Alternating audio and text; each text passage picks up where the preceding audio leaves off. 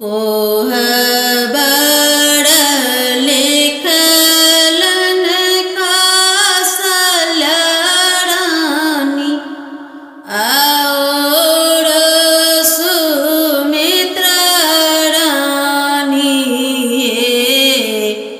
कोह बड़ लिखलन कौशल्यारानी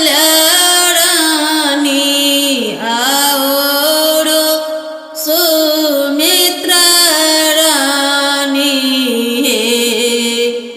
आये चारू कात लिखलन केकई रानी। कोह बड़ सोहावन लागै रे। आये चारू कात लिखलन केकई रानी। कोह बड़ सोहावन लागै रे। ताई कोह बड़ सुत गेल रामचंद्र पीठी लगी सिया सुहबे।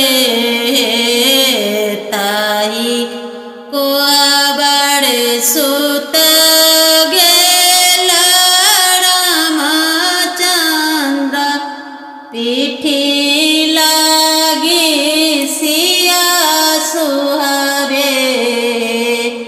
आहे मोहमाऊ घड़ी प्रभु निरखल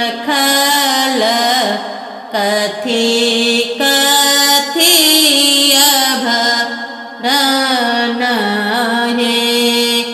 आये मोहमाऊ घड़ी प्रभु निरखल कथी कथी अभरण हे। सिर के टीका बाबा देलन नाती